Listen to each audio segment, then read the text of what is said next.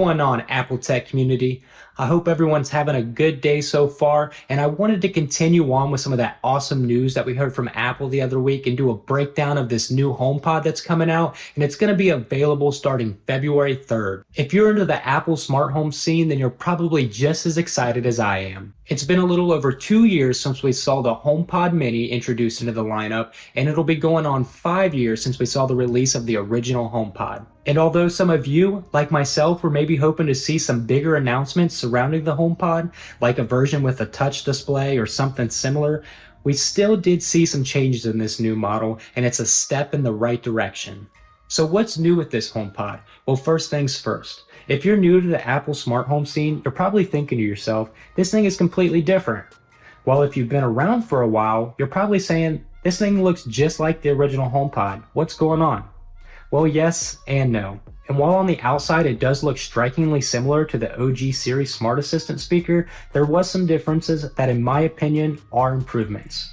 If you were holding the two side by side, you notice that the new one is slightly shorter, sitting at 6.6 inches, and a little lighter at just north of 5 pounds. One of the more noticeable changes that would catch your eye is the updated and larger touch interface on the top with even more RGB lighting.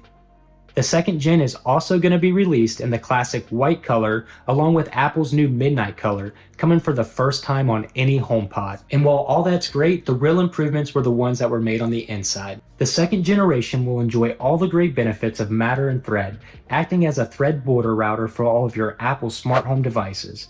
And while the HomePod Mini has the S5 chip, this new HomePod is equipped with the S7 chip, which is the same chip you can find inside the Apple Watch Series 7. That in theory will offer even more advanced computational audio as well as hopefully give Siri more comprehensive power. All in all, this new version has less microphones and tweeter speakers than that of the OG HomePod. But you do have to remember that that HomePod was released almost 5 years ago and technology has exponentially improved since then. Additionally, the OG HomePod was ultimately a flop for Apple, and reducing the number of speakers was probably one of the ways Apple was able to get this down to a more budget-friendly price. The microphone in this new model has what Apple is calling far-field Siri, supposedly allowing you to activate Siri and give commands at even further distances, and the new tweeters use a new beamforming technology to give you a more precise, immersive listening experience. And for the first time ever, coming to this HomePod, you'll enjoy spatial audio and room sensing technology where it'll actually recognize where it is in the room and will tune itself accordingly.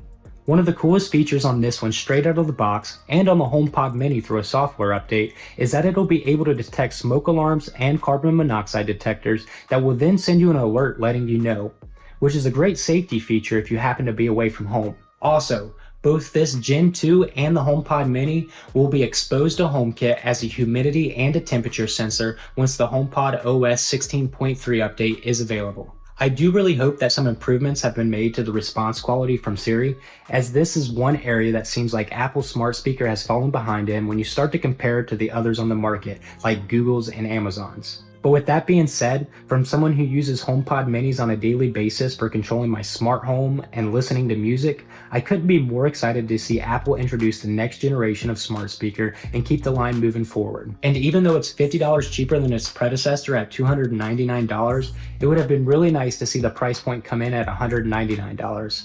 So that's a little disappointing. I mean, the minis are great for what you pay for, but there are just some occasions where I'd really love to have that extra bass and sound quality, and $299 still seems a little steep to justify an upgrade. And with prices on eBay for the now discontinued OG HomePod being outrageously high, that route has never really been an option before. Full transparency, I do still have plans to pick up this new HomePod so I can get my hands on it and really give it a thorough inspection. And I think that about covers it. I'm sure there are some things that I forgot to mention, so if there are any other differences that you guys have noticed, be sure to let me know in the comments. Until next time, see ya!